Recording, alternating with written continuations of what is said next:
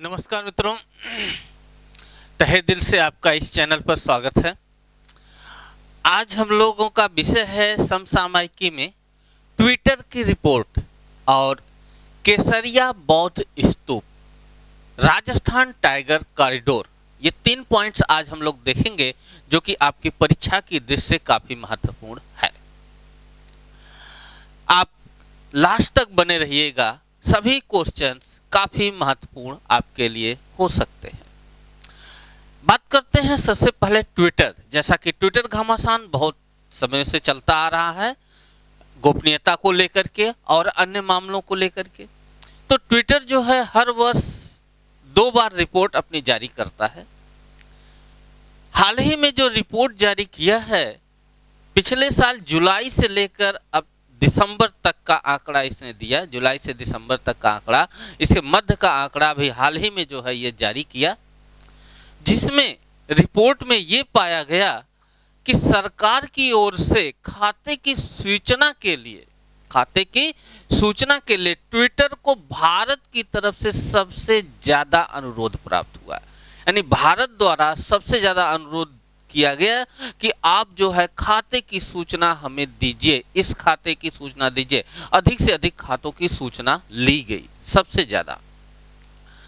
अगर दूसरे स्थान पर खातों की सूचना मांगने की बात की जाए तो वो अमेरिका का आता है। भारत जहां 25 टोटल में 25% खातों की सूचना लिया, वहीं पर अमेरिका 22% सूचना लेकर के दूसरे स्थान पर रहा।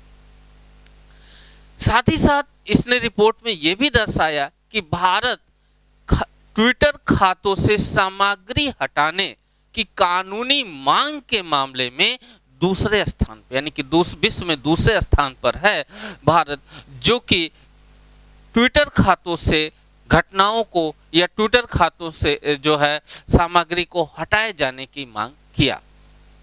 प्रथम स्थान पर जापान का नंबर आता है इसमें, यानी जापान प्रथम स्थान, दूसरा भारत, तीसरा रूस, फिर तुर्की और फिर दक्षिण कोरिया जो है इस तरह की मांग किए कि खातों के से संबंधित सामग्री हटाई जाए। तो ये जो है महत्वपूर्ण आंकड़ा आपका ट्विटर से संबंधित रहा। केसरिया बौद्ध स्तूप की बात करते हैं।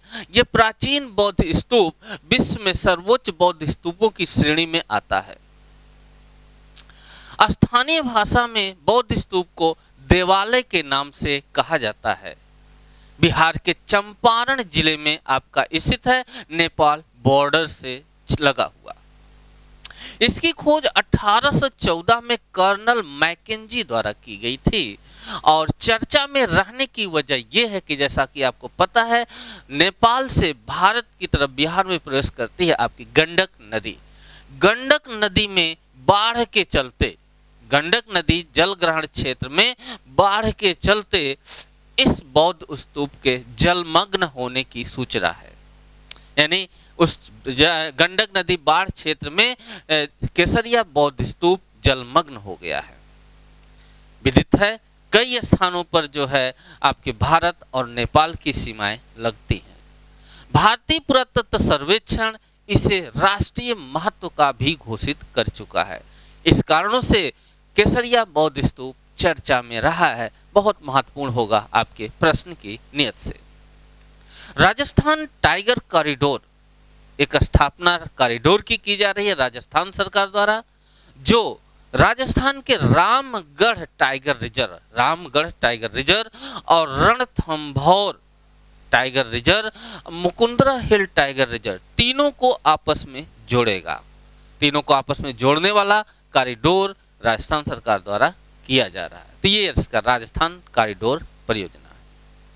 तो ये आज के कुछ अपडेट्स रहे या इस समय से संबंधित कुछ घटना रहे जो कि आपकी परीक्षा के लिए महत्वपूर्ण है।